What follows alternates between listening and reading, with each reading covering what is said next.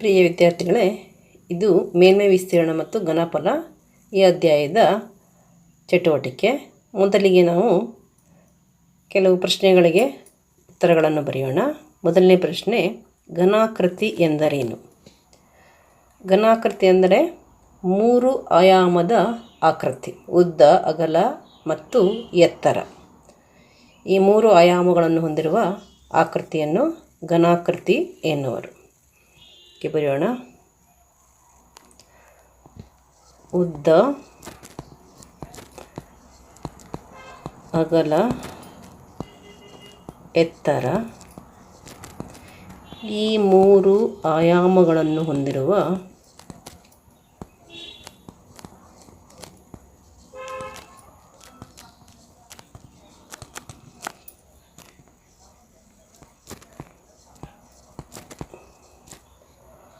ಆಕೃತಿಯನ್ನು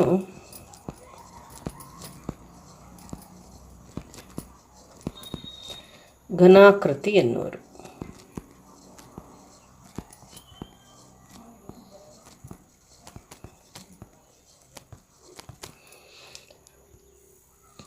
ಇದು ಮೊದಲನೇ ಪ್ರಶ್ನೆ. ಎರಡನೇ ಪ್ರಶ್ನೆ, ಘನಾಕೃತಿಗಳಿಗೆ ಉದಾಹರಣೆಗಳನ್ನು ಕೊಡಿ.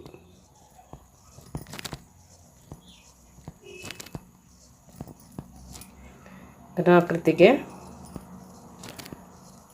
ಉದಾಹರಣೆಗಳನ್ನು ಬರೆಯಿರಿ.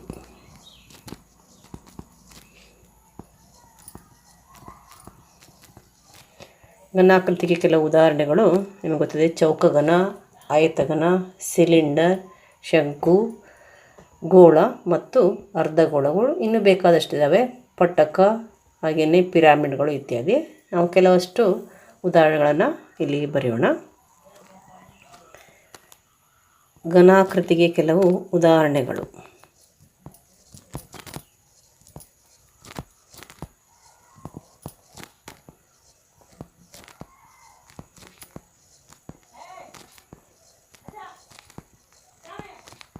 ಘನಾಕೃತಿಗೆ ಕೆಲವು ಉದಾಹರಣೆಗಳು: ಚೌಕಘನ,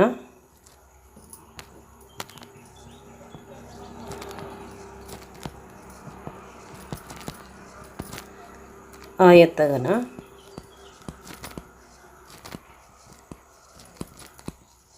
ಚೌಕಘನಕ್ಕೆ ಇಂಗ್ಲೀಷಲ್ಲಿ ಕ್ಯೂಬ್ ಅಂತ ಹೇಳ್ತಾರೆ, ಆಯತಘನಕ್ಕೆ ಕ್ಯೂಬಾಯ್ಡ್ ಅಂತ ಹೇಳ್ತಾರೆ.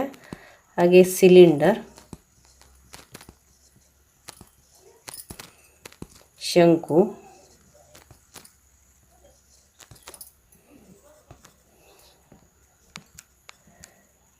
ಗೋಲ ಅಥವಾ ಗೋಳ, ಗೋಲ ಅಥವಾ ಗೋಳ, ಅರ್ಧಗೋಳ, ಗೋಳ, ಅರ್ಧಗೋಳ. ಇವು ಕೆಲವು ಉದಾಹರಣೆಗಳು. ಮೂರನೇ ಪ್ರಶ್ನೆ, ಘನಾಕೃತಿಗಳ ಕೆಲವು ಲಕ್ಷಣಗಳು.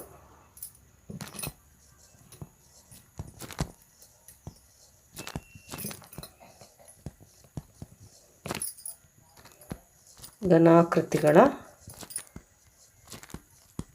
ಲಕ್ಷಣಗಳನ್ನು ಬರೆಯಿರಿ.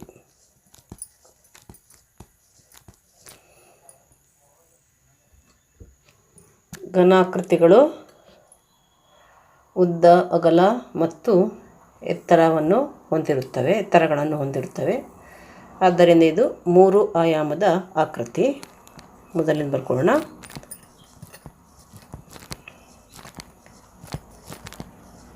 ಘನಾಕೃತಿಗಳು ಉದ್ದ, ಅಗಲ, ದಪ್ಪ ಅಥವಾ ಎತ್ತರ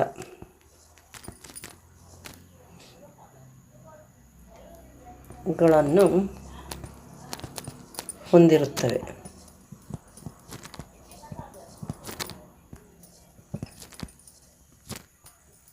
ಹಾಗೆ ಎರಡನೇದು, ಘನಾಕೃತಿಗಳು ಸ್ಥಳವನ್ನು ಆಕ್ರಮಿಸುತ್ತವೆ ಮತ್ತು ಗಾತ್ರವನ್ನು ಹೊಂದಿರುತ್ತವೆ.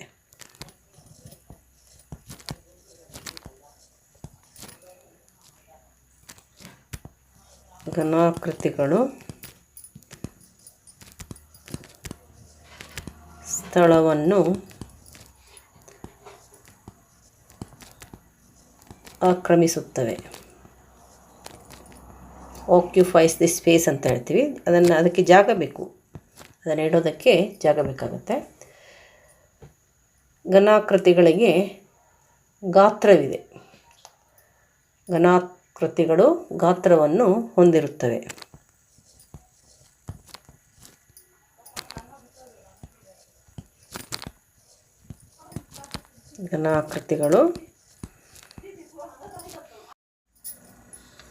ಘನಾಕೃತಿಗಳು ಗಾತ್ರವನ್ನು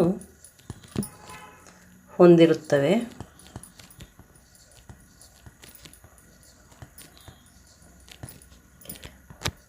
ಘನಾಕೃತಿಗಳು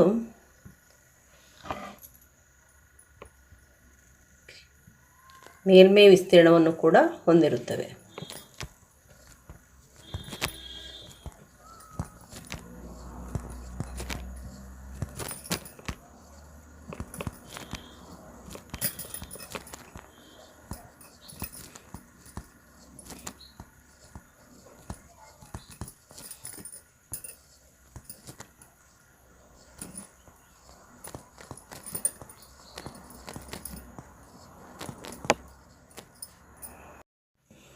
ಈಗ 4ನೇ ಪ್ರಶ್ನೆ.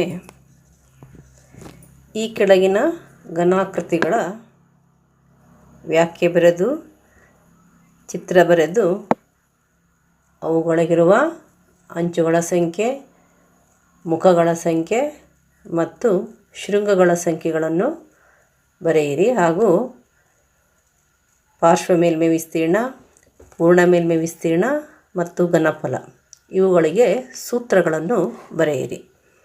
ಅದನ್ನು ಮೊದಲು ಪ್ರಶ್ನೆ ಬರ್ಕೊಳ್ಳಿ. ಈ ಕೆಳಗಿನ ಘನಾಕೃತಿಗಳಿಗೆ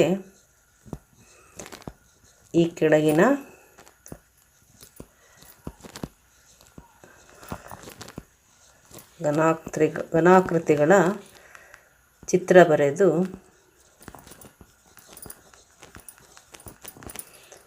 ವ್ಯಾಖ್ಯೆ ಬರೆಯಿರಿ.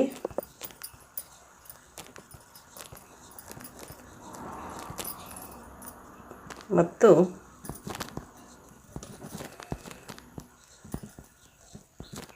ಅವುಗಳಿಗಿರುವ ಮುಖಗಳ ಸಂಖ್ಯೆ,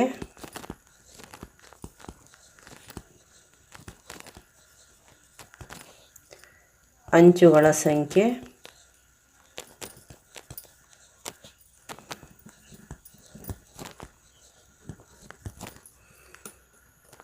ಶೃಂಗಗಳ ಸಂಖ್ಯೆ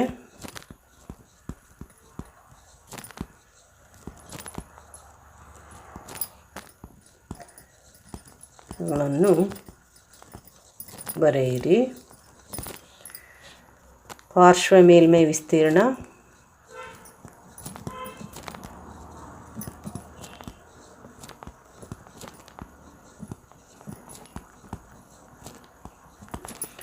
ಪೂರ್ಣ ಮೇಲ್ಮೈ ವಿಸ್ತೀರ್ಣ,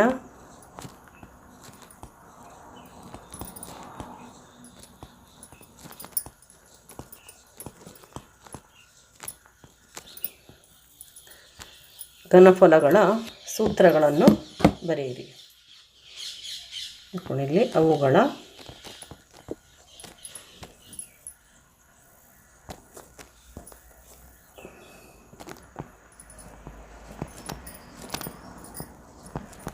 ಘನಫಲಗಳ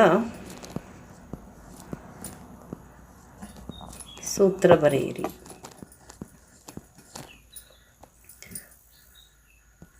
ಮೊದಲನೇದು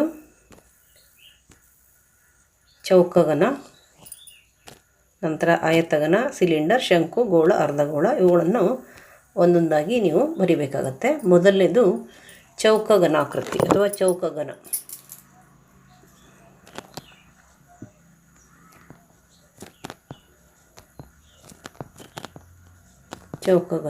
ಚೌಕಘನ ಅಂದ್ರೇನು? 6 ಮುಖಗಳು ಚೌಕಗಳಾಗಿರುವ, ಉದ್ದ, ಅಗಲ ಮತ್ತು ಎತ್ತರ ಸಮನಾಗಿರುವ ಘನಾಕೃತಿ. ಬರ್ಕೊಳ್ಳಿ.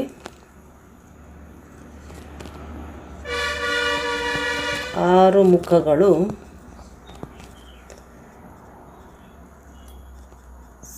ಸರ್ವಸಮ ಚೌಕಗಳಾಗಿರುವ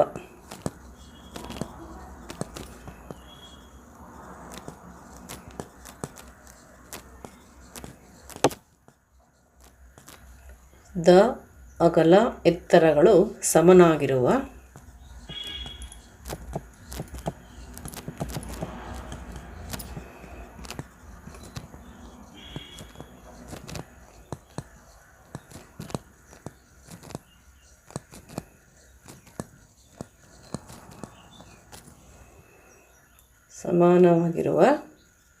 ಘನಾಕೃತಿಯನ್ನು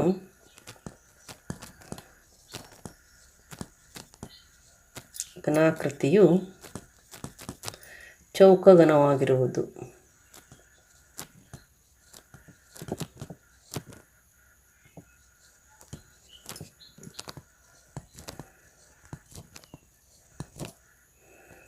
ಚಿತ್ರವನ್ನು ಬಿಡಿಸ್ರಿ.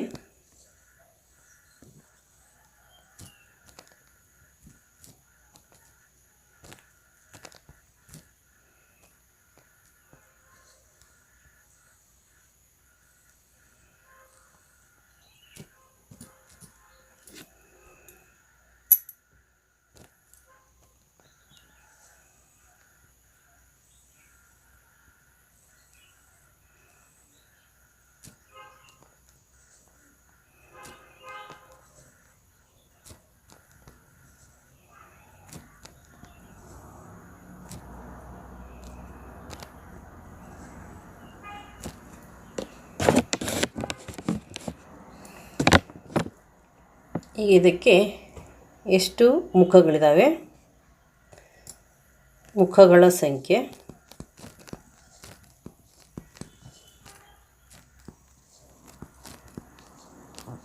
ಪಾರ್ಶ್ವಮುಖಗಳು 4, ಮೇಲ್ಗಡೆ ಒಂದು ಮುಖ ಮತ್ತು ಕೆಳಗಡೆ ಒಂದು ಮುಖ, ಒಟ್ಟು 6 ಮುಖಗಳು. ಇಲ್ಲಿ ವ್ಯಾಖ್ಯೆಯಲ್ಲೇ ಬರುತ್ತೆ. ಒಟ್ಟು ಮುಖಗಳ ಸಂಖ್ಯೆ 6. ಎಷ್ಟು ಮುಖಗಳಿರ್ತವೆ? 6 ಮುಖಗಳು.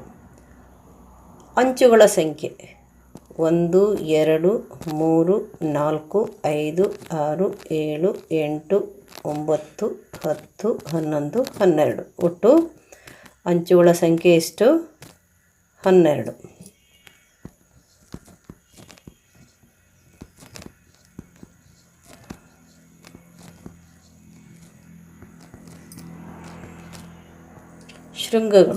ಶೃಂಗಗಳ ಸಂಖ್ಯೆ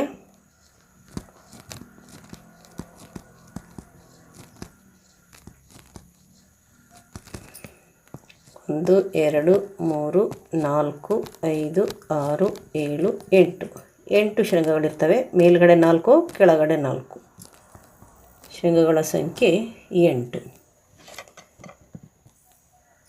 ಈಗ ಇದರ ಪಾರ್ಶ್ವ ಮೇಲ್ಮೈ ವಿಸ್ತೀರ್ಣ ಚೌಕಘನದ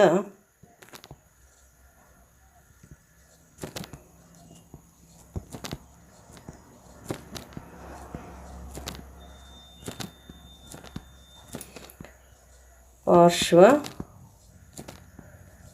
ಮೇಲ್ಮೈ ವಿಸ್ತೀರ್ಣ. ಪಾರ್ಶ್ವ ಮೇಲ್ಮೈ ಅಂದರೆ ಪಾರ್ಶ್ವ ಮುಖಗಳು ಚೌಕಗಳಾಗಿರ್ತವೆ. ಒಟ್ಟು 4 ಚೌಕಗಳು. ನೀವು ಚೌಕಗಳ ಅಂಚನ್ನು ಎ ಅಂತ ತಗೊಂಡ್ರೆ 4a² ಆಗುತ್ತೆ. L² ಅಂತ ತಗೊಂಡ್ರೆ 4L² ಆಗುತ್ತೆ. ಆರ್ ಅಥವಾ ನೀವು ಎಲ್ ಅಂತ ನಾವು ತೊಗೋಬೋದು, ಎ ಅಂತ ನಾವು ತೊಗೋಬೋದು. ಎಲ್ ತೊಗೊಂಡ್ರೆ 4L², ಎ ತೊಗೊಂಡ್ರೆ 4a². ನಂತರ ಚೌಕಘನದ ಪೂರ್ಣ ಮೇಲ್ಮೈ ವಿಸ್ತೀರ್ಣ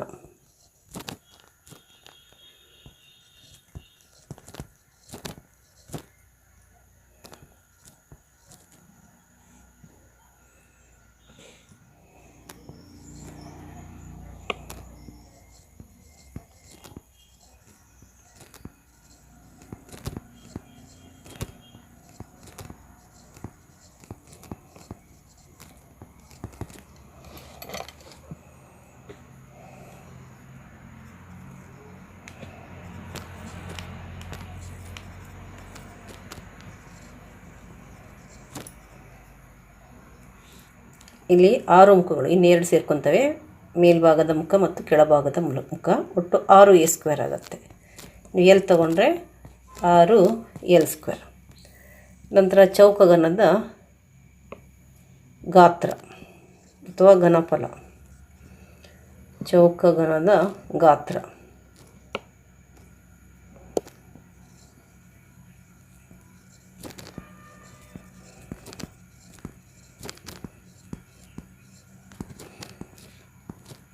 ಗಾತ್ರಕ್ಕೆ ಘನಫಲ ಅಂತ ಕೂಡ ಕರೀತಾರೆ. ಅದೇನಾಗುತ್ತೆ, ಎಲ್ ಕ್ಯೂಬ್ ಅಥವಾ ಎ ಕ್ಯೂಬ್ ಅಥವಾ ಎಲ್ ಕ್ಯೂಬ್ ಆಗುತ್ತೆ. ನಂತರ ಎರಡನೇದು ಆಯತಘನ. ಎರಡನೇ ಪೇಜಿಗೆ ಬನ್ನಿ. ಈಗ ನಾವು ಮೊದಲನೇ ಪೇಜ್ನಲ್ಲಿ ಇವಿಷ್ಟನ್ನು ಬರೀಬೇಕು. ಎರಡನೇ ಪೇಜಲ್ಲಿ ಚೌಕಘನದ ಚಿತ್ರ ಬಿಡಿಸಿ ಅದಕ್ಕೆ ಸಂಬಂಧಪಟ್ಟಿದ್ದನ್ನೆಲ್ಲ ಬರೀಬೇಕು. ಹಾಗೆ ಮೂರನೇ ಪೇಜ್ನಲ್ಲಿ ಆಯತಘನವನ್ನು ನೀವು ಬರೀಬೇಕು.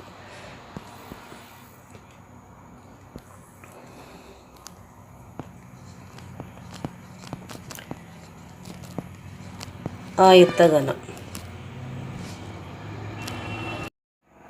ಕ್ಯೂಬಾಯ್ಡ್. ಆಯತಘನ ಅಂತಂದರೆ ಇದು ಕೂಡ 6 ಮುಖಗಳನ್ನು ಹೊಂದಿರ್ತವೆ. ಆದರೆ ಮುಖಗಳ ಆಕಾರ ಯಾವುದಾಗಿರ್ತವೆ, ಆಯತಾಕಾರ. 6 ಆಯತಾಕಾರದ ಮುಖಗಳನ್ನು ಹೊಂದಿರುವ 3 ಆಯಾಮದ ಆಕೃತಿ. 6 ಆಯತಾಕಾರದ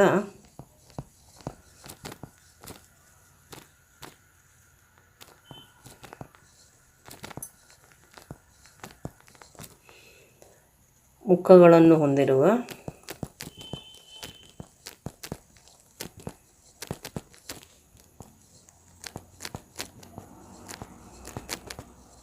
ಹೊಂದಿರುವ 3 ಆಯಾಮದ ಘನಾಕೃತಿಯನ್ನು ಅಥವಾ 3 ಆಯಾಮದ ಅಥವಾ ಘನಾಕೃತಿಯನ್ನು ಹೊಂದಿರುವ ಘನಾಕೃತಿಯನ್ನು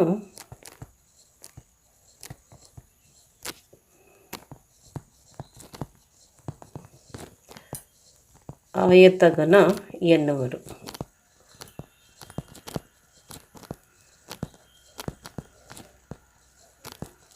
ಆಯತಘನ ಎನ್ನುವರು. ಇದರ ಆಕೃತಿಯನ್ನು ನಾವು ಬಿಡಿಸೋಣ.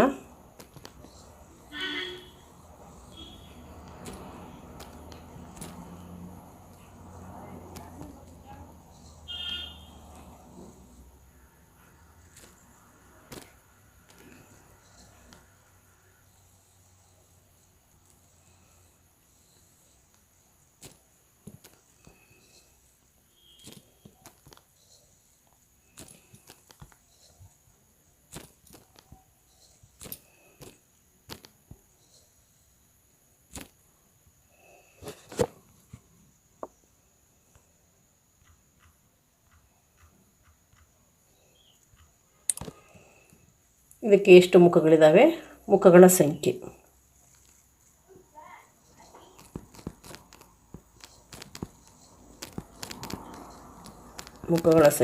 ಇದಕ್ಕೂ ಕೂಡ 6 ಇರುತ್ತೆ. ಅಂಚುಗಳು ಕೂಡ ಅಷ್ಟೇ ಇರ್ತವೆ, ಯಾಕಂದರೆ 6 ಮುಖಗಳಿದ್ದಾವೆ. ಆಯತಗಳು ಪ್ರತಿ ಮುಖದ ಆಕಾರ ಆಯತ ಇರೋದರಿಂದ ಇದಕ್ಕೂ ಕೂಡ ಅಂಚುಗಳ ಸಂಖ್ಯೆ 12 ಇರ್ತವೆ. ಶೃಂಗಗಳು ಕೂಡ 8 ಇರ್ತವೆ.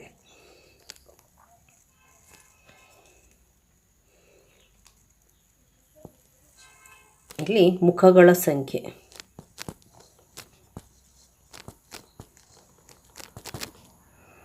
6, ಅಂಚುಗಳ ಸಂಖ್ಯೆ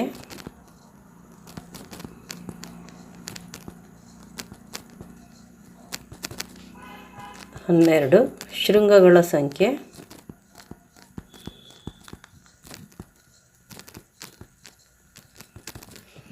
8.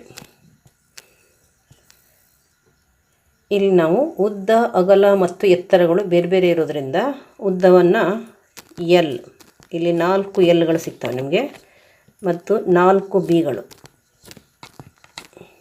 ಹಾಗೆ 4 ಹೆಚ್ಚುಗಳು. ಈಗ ನಾವು ಪಾರ್ಶ್ವ ಮೇಲ್ಮೈ ವಿಸ್ತೀರ್ಣ, ಆಯತಘನದ ಪಾರ್ಶ್ವ ಮೇಲ್ಮೈ ವಿಸ್ತೀರ್ಣ ಅಂತಂದರೆ 4 ಪಾರ್ಶ್ವ ಮುಖಗಳ ವಿಸ್ತೀರ್ಣ ಆಗಿರುತ್ತೆ. ಇಲ್ಲಿ ಇದನ್ನು ತಗೊಂಡ್ರೆ ನಾವು ಈ ಒಂದು ಮುಖ ತಗೊಂಡ್ರೆ ಬಿ ಇಂಟು ಹೆಚ್ ಬರುತ್ತೆ. ಇಲ್ಲಿ ಬಿ ಇಂಟು ಹೆಚ್, ಇದ್ರದ್ದು ಕೂಡ ಬಿ ಇಂಟು ಹೆಚ್ ಬರುತ್ತೆ. 2 ಬಿ ಹೆಚ್ ಆಯಿತು. ಹಾಗೆ ಇಲ್ಲಿ ಎಲ್ ಇಂಟು ಹೆಚ್ ಬರುತ್ತೆ, ಇದು ಕೂಡ ಎಲ್ ಇಂಟು ಹೆಚ್ ಬರುತ್ತೆ. 2 LH ಪ್ಲಸ್ 2 BH. ನೀವು ಹೆಚ್ಚನ್ನು ಕಾಮನ್ ತೆಗೆದ್ರೆ 2 H into L plus B ಆಗುತ್ತೆ. ಅದಕ್ಕೆ ಬರೆಯೋಣ, ಆಯತಘನದ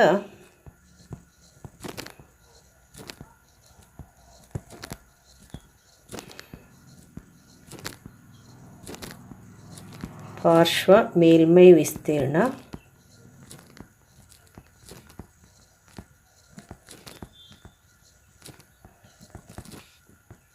ಎರಡು H into l plus B.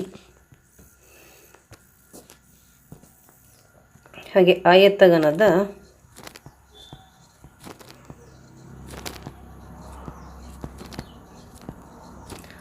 ಪೂರ್ಣ ಮೇಲ್ಮೈ ವಿಸ್ತೀರ್ಣ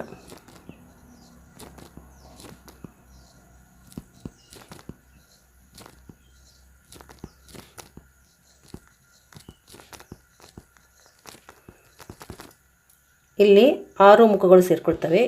ಇಲ್ಲಿ 2HL ಪ್ಲಸ್ 2HB ಆದರೆ ಇನ್ನೊಂದು ಯಾವುದು ಬರುತ್ತೆ, ಇಲ್ಲಿ ಬೇಸ್ದು ತಳದ್ದು ಮತ್ತು ಮೇಲ್ಮುಖದ್ದು. ತಳದ್ದು ಮತ್ತು ಮೇಲ್ಮುಖದ್ದು ಏನಾಗುತ್ತೆ ಅಂದರೆ 2LB ಆಗುತ್ತೆ. 2LB 2BH plus 2HL. ನೀವು 2ನ ಕಾಮನ್ ತೆಗೆದ್ರೆ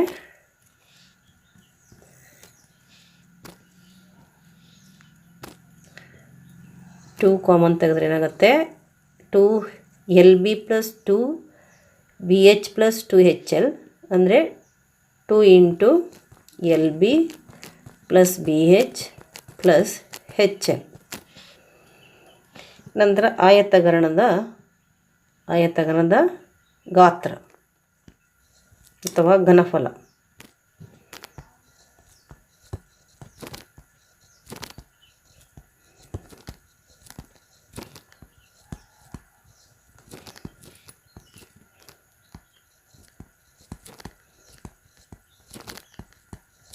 ಇದು ಉದ್ದ ಇಂಟು ಅಗಲ ಇಂಟು ಎತ್ತರ. ಇಲ್ಲಾದರೆ ಉದ್ದನೂ ಎ, ಅಗಲನೂ ಎ, ಎತ್ತರನೂ ಎ ಇಂಟು ಎ ಕ್ಯೂಬ್ ಆಗುತ್ತೆ.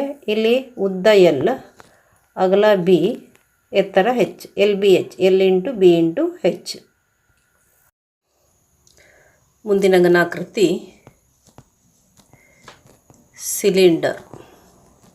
ಸಿಲಿಂಡರ್ ಅಂದ್ರೇನು, 2 ಸಮಾನಾಂತರ ವೃತ್ತಾಕಾರದ ಮುಖಗಳು ಮತ್ತು ಅವುಗಳನ್ನು ಸಂಪರ್ಕಿಸುವ ಒಂದು ಬಾಗಿದ ಮೇಲ್ಮೈಯನ್ನು ಹೊಂದಿರುವ ಘನಾಕೃತಿ.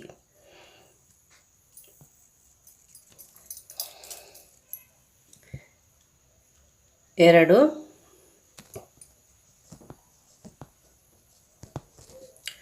ಸಮಾನಾಂತರ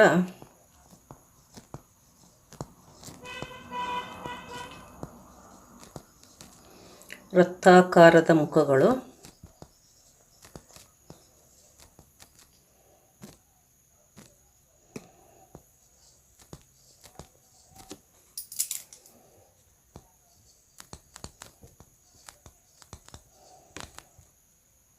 ಮತ್ತು ಅವುಗಳನ್ನು ಸಂಪರ್ಕಿಸುವ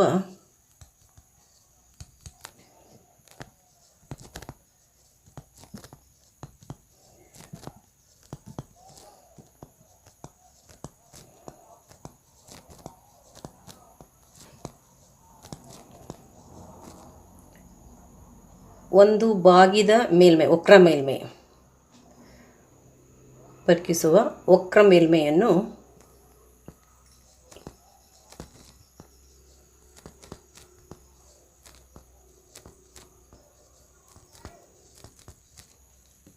ಹೊಂದಿರುವ ಘನಾಕೃತಿ.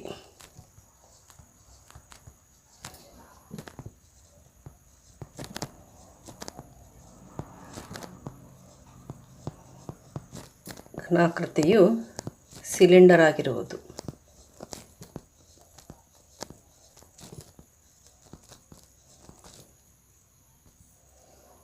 ಇಲ್ಲಿ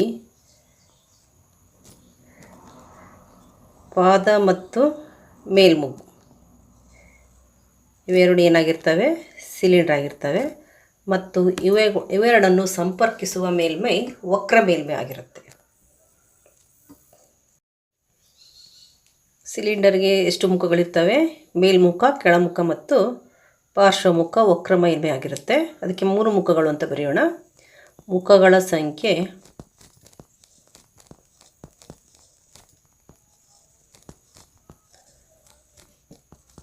3. 3ರಲ್ಲಿ ಮೇಲ್ಮುಖ ಮತ್ತು ಕೆಳಮುಖ ವೃತ್ತಾಕಾರದ ಪಾದ ಮತ್ತು ಪಾರ್ಶ್ವಮುಖ ಏನಿರುತ್ತೆ ವಕ್ರ ಮೇಲ್ಮೈ ಆಗಿರುತ್ತೆ. ನಂತರ ಅಂಚುಗಳ ಸಂಖ್ಯೆ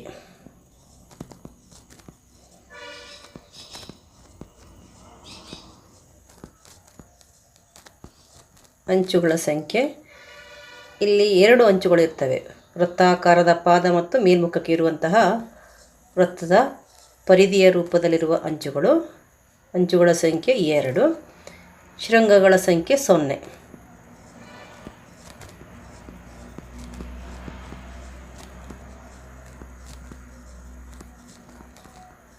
ಶೃಂಗಗಳ ಸಂಖ್ಯೆ 0.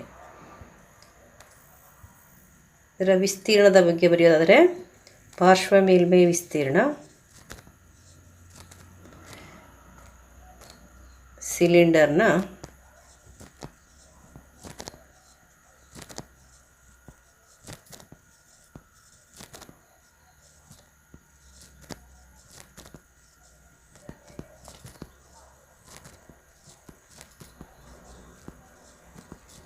ಪಾರ್ಶ್ವ ಮೇಲ್ಮೈ ವಿಸ್ತೀರ್ಣ ಅಂತಂದರೆ 2 × π × r × h. ಇಲ್ಲಿ r ಅಂದರೆ ತ್ರಿಜ್ಯ, h ಅಂತಂದರೆ ಸಿಲಿಂಡರ್ನ ಎತ್ತರ. ನಂತರ ಸಿಲಿಂಡರ್ನ ಪೂರ್ಣ ಮೇಲ್ಮೈ ವಿಸ್ತೀರ್ಣ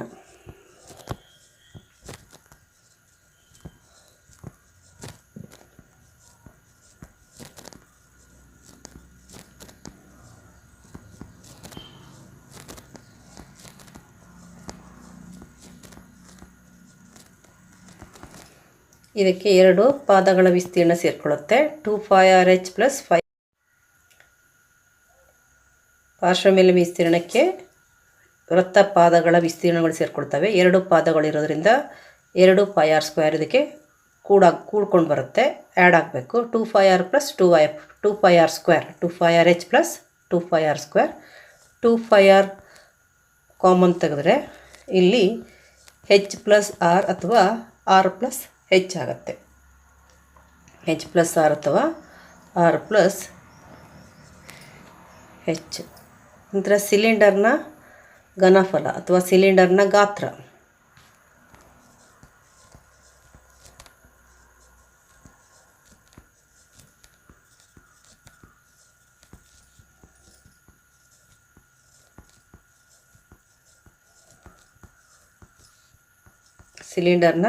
ಅಥವಾ ಸಿಲಿಂಡರ್ನ ಘನಫಲ ಏನಾಗುತ್ತೆ? π × r²h. ನಂತರ ಮುಂದಿನ ಘನಾಕೃತಿ ಶಂಕು. ಮುಂದಿನ ಪೇಜಿಗೆ ಬನ್ನಿ.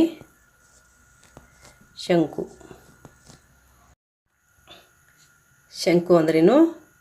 ವೃತ್ತಾಕಾರದ ಒಂದು ಪಾದವನ್ನು ಹೊಂದಿರುವ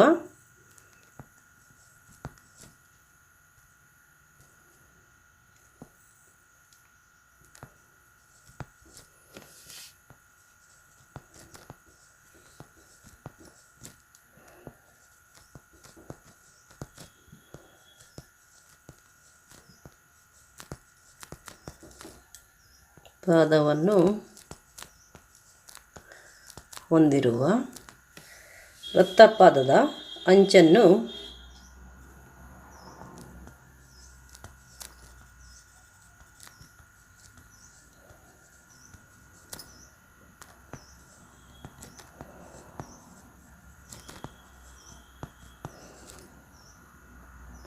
ಶೃಂಗಕ್ಕೆ ಸಂಪರ್ಕಿಸುವ ಒಂದು ವಕ್ರ ಮೇಲ್ಮೈಯನ್ನು ಹೊಂದಿರುವ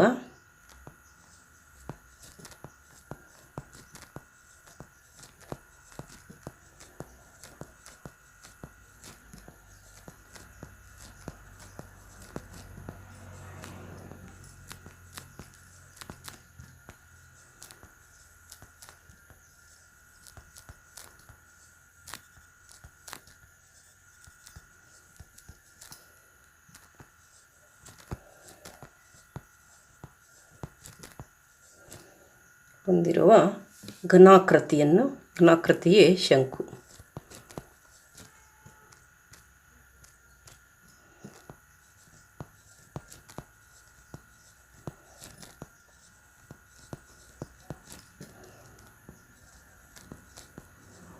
ಘನಾಕೃತಿಯು ಶಂಕು. ಶಂಕುವಿಗೆ ಎಷ್ಟು ಮುಖಗಳಿರ್ತವೆ? 2 ಮುಖಗಳು. ಒಂದು ಪಾದ, ವೃತ್ತಾಕಾರದ ಪಾದ, ಇನ್ನೊಂದು ಪಾರ್ಶ್ವ ಮೇಲ್ಮೈ, ಅದು ವಕ್ರ ಮೇಲ್ಮೈ. ಬರೆಯೋಣ ಮುಖಗಳ ಸಂಖ್ಯೆ.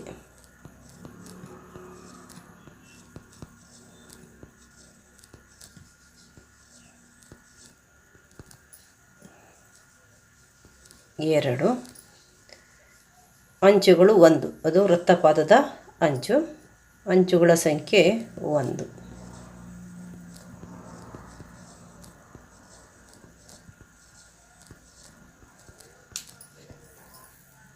ಮತ್ತು ಶೃಂಗ 1 ಇರುತ್ತೆ. ಇಲ್ಲಿ ವಕ್ರ ಮೇಲ್ಮೈ ಶೃಂಗದಲ್ಲಿ ಹೋಗಿ ಸಂಧಿಸಿರುತ್ತೆ, ಅದಕ್ಕೆ ಶೃಂಗಗಳ ಸಂಖ್ಯೆ 1.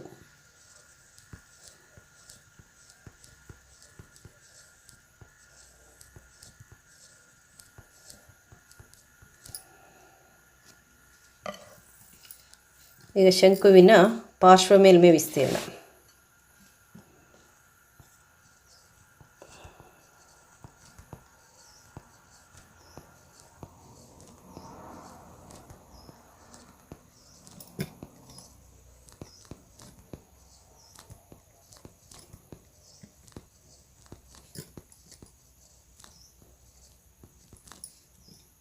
Five into r into l. L ಅಂದರೆ ಇಳಿಜಾರು ಎತ್ತರ, ಇದು ನೀವು ಕಲ್ತಿದ್ದೀರಾ. ಆರ್ ಅಂದರೆ ವೃತ್ತಪಾದದ ತ್ರಿಜ್ಯ. ನಂತರ ಶಂಕುವಿನ ಪೂರ್ಣ ಮೇಲ್ಮೈ ವಿಸ್ತೀರ್ಣ.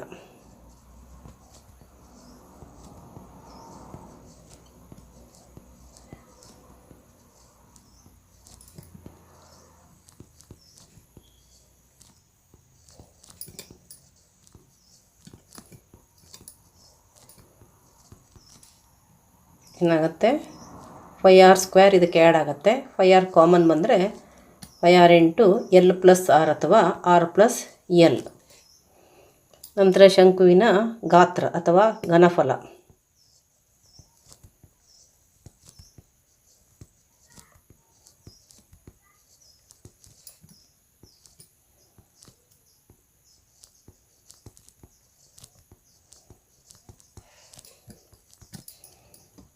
ಇದು 1/3 5r²h. ಸಿಲಿಂಡರ್ದಾದರೆ ಬರೀ 5r² ಬರುತ್ತೆ.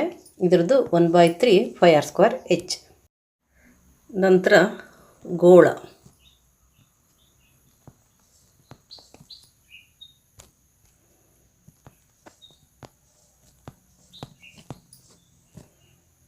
ಗೋಳ ಅಂತಂದರೆ ಕೇವಲ ವಕ್ರ ಮೇಲ್ಮೈಯನ್ನು ಹೊಂದಿರುವಂತಹ ಒಂದು ಘನಾಕೃತಿ.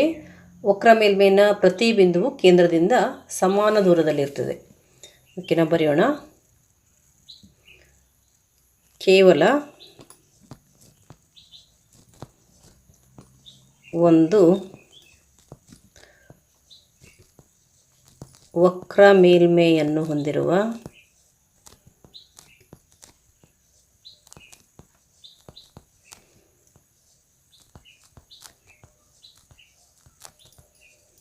ವಕ್ರ ಮೇಲ್ಮೈನ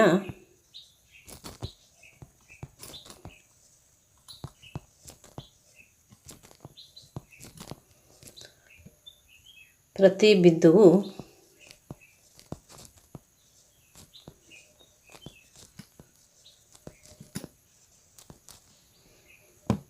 ಕೇಂದ್ರದಿಂದ ಸಮಾನ ದೂರದಲ್ಲಿರುವ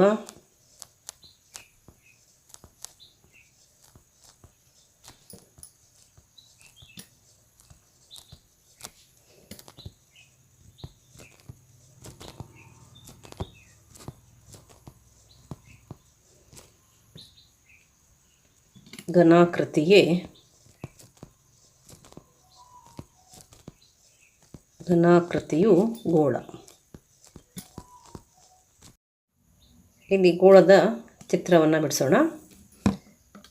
ಗೋಳದ ಕೇಂದ್ರ O, ಇದು ವಕ್ರ ಮೇಲ್ಮೈ. ಪ್ರತಿ ಬಿಂದುವು ಕೇಂದ್ರದಿಂದ ಸಮಾನ ದೂರದಲ್ಲಿ ಇರುವಂತಹ ಒಂದು ಘನಾಕೃತಿ ಇದು. ಇದಕ್ಕೆ ಒಂದೇ ಮುಖ ಇರುತ್ತೆ, ಅದು ವಕ್ರ ಮೇಲ್ಮೈ ಮುಖ. ಇದಕ್ಕೆ ಯಾವುದೇ ಅಂಚುಗಳಿಲ್ಲ, ಯಾವುದೇ ಶೃಂಗಗಳಿಲ್ಲ, ಇರುವಂತಹ ಮುಖ ಒಂದೇ ಒಂದು. ಅದಕ್ಕೆ ಬರೆಯೋಣ ಮುಖಗಳ ಸಂಖ್ಯೆ.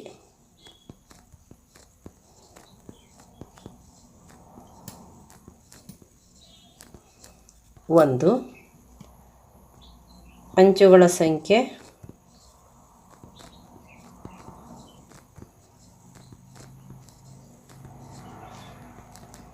0, ಹಾಗೆ ಶೃಂಗಗಳ ಸಂಖ್ಯೆ ಇದು ಕೂಡ 0.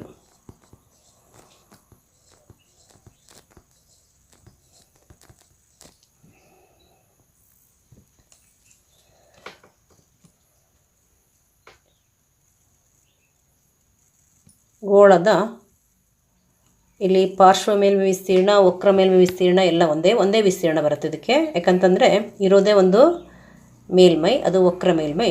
ನೀವು ಅದನ್ನು ವಕ್ರ ಮೇಲ್ಮೈ ಅಂತನಾದರೂ ಹೇಳ್ಬೋದು, ಪಾರ್ಶ್ವ ಮೇಲ್ಮೈ ಅಂತನಾದರೂ ಹೇಳ್ಬೋದು. ಅದಕ್ಕೆ ಬರೆಯೋಣ ಗೋಳದ ವಕ್ರ ಮೇಲ್ಮೈ. ವಕ್ರ, ಅದನ್ನು ಇನ್ನೊಂದು ಶಬ್ದ ಏನು ಹೇಳ್ಬೋದು, ಪಾರ್ಶ್ವ ಅಂತನಾದ್ರು ಹೇಳ್ಬೋದು, ಪೂರ್ಣ ಅಂತನಾದ್ರು ಹೇಳ್ಬೋದು, ಎಲ್ಲ ಒಂದೇ. ಇಲ್ಲಿ ಪಾರ್ಶ್ವ ಅಂತಲೂ ಹೇಳ್ಬೋದು, ಇಲ್ಲ ಪೂರ್ಣ ಅಂತನಾದ್ರು ಹೇಳ್ಬೋದು. ಪಾರ್ಶ್ವ, ವಕ್ರ, ಪೂರ್ಣ ಎಲ್ಲ ಒಂದೇ ಆಗತ್ತೆ ಇಲ್ಲಿ.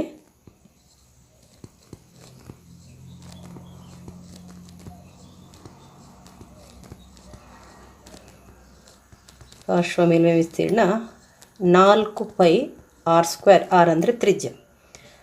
ಹಾಗೆ ಗೋಳದ ಘನಫಲ ಅಥವಾ ಗೋಳದ ಗಾತ್ರ.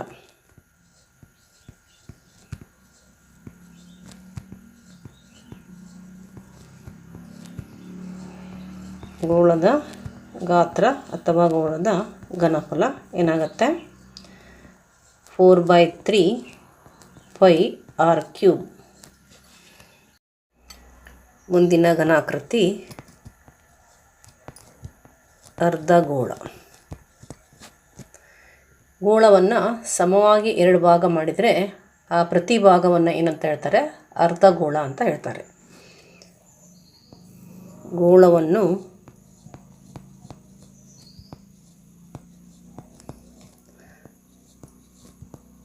ಸಮನಾಗಿ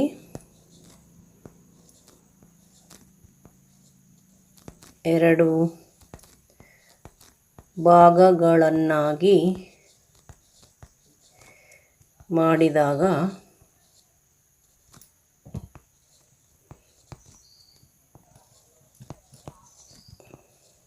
ದೊರಕುವ ಘನಾಕೃತಿ.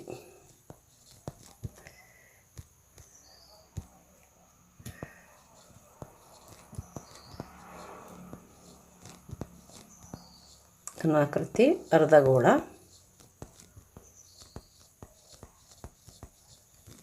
ಇನ್ನೊಂದು ರೀತಿಯಲ್ಲಿ ಹೇಳಬೇಕಂತಂದರೆ, ನೀವು ಸಮತಟ್ಟಾದ ವೃತ್ತಾಕಾರದ ತಳವನ್ನು ಹೊಂದಿರುವ ಮತ್ತು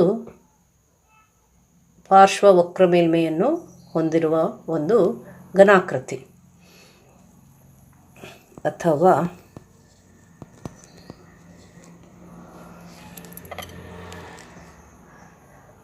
ವೃತ್ತಾಕಾರದ ತಳವನ್ನು ಹೊಂದಿರುವ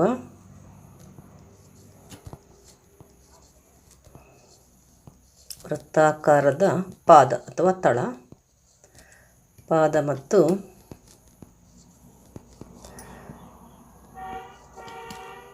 ವಕ್ರ ಪಾರ್ಶ್ವ ಮೇಲ್ಮೈಯನ್ನು ಹೊಂದಿರುವ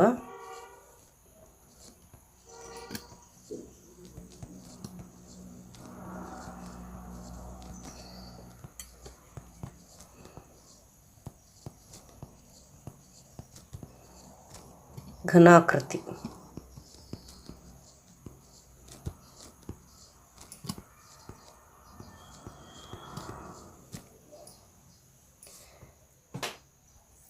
ಇಲ್ಲಿ ನಾವು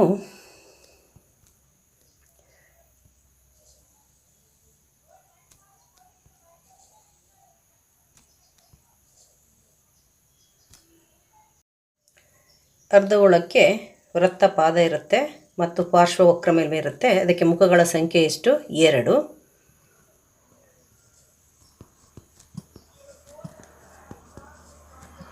ಮುಖಗಳ ಸಂಖ್ಯೆ 2 ಮತ್ತು ಅಂಚು, ವೃತ್ತಪಾದದ ಅಂಚುಗಳ ಸಂಖ್ಯೆ 1.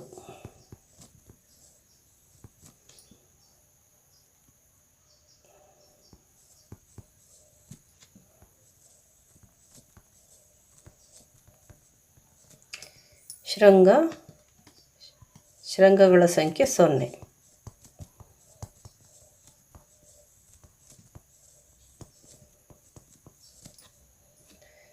ಇದಕ್ಕೆ ಪಾರ್ಶ್ವ ಮೇಲ್ಮೈ ವಿಸ್ತೀರ್ಣ ಇರುತ್ತೆ, ಪೂರ್ಣ ಮೇಲ್ಮೈ ವಿಸ್ತೀರ್ಣ ಇರುತ್ತೆ ಮತ್ತು ಘನಫಲ.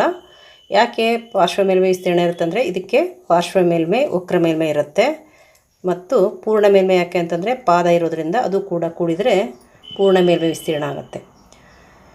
ಈಗ ಪಾರ್ಶ್ವ ಮೇಲ್ಮೈ ವಿಸ್ತೀರ್ಣ ಅಂತಂದರೆ ಗೋಳದ್ದು 4 πr² ಆದರೆ ಅರ್ಧಗೋಳದ ಪಾರ್ಶ್ವ ಮೇಲ್ಮೈ ವಿಸ್ತೀರ್ಣ 2 πr² ಆಗುತ್ತೆ. ಅದಕ್ಕೆ 1 πr² ಅಂದರೆ ವೃತ್ತದ ಪಾದ ಸೇರಿದರೆ ಅದರ ವಿಸ್ತೀರ್ಣವು ಸೇರಿಕೊಂಡ್ರೆ 3 πr² ಪೂರ್ಣ ಮೇಲ್ಮೈ ವಿಸ್ತೀರ್ಣ ಆಗುತ್ತೆ. ಘನಫಲ ಗೋಳದ ಘನಫಲದ ಅರ್ಧ, ಅದು 4/3 πr³ ಇದ್ದರೆ ಇದು 2/3 πr³ ಇರುತ್ತೆ. ಅದಕ್ಕೆ ಬರೆಯೋಣ, ಅರ್ಧಗೋಳದ ಪಾರ್ಶ್ವ ಮೇಲ್ಮೈ ವಿಸ್ತೀರ್ಣ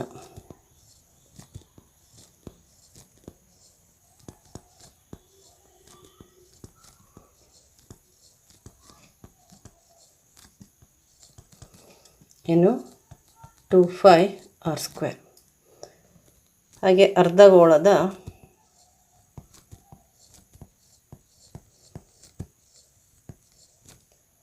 ಪೂರ್ಣ ಮೇಲ್ಮೈ ವಿಸ್ತೀರ್ಣ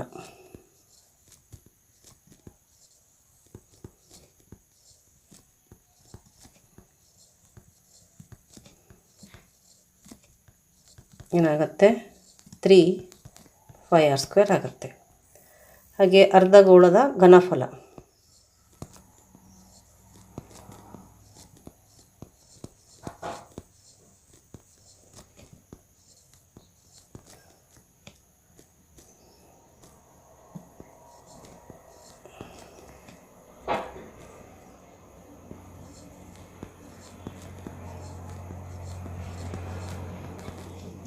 ನಾಲ್ಕು ಬೈ 3 ಅರ್ಧ 2/3 2/3 πr³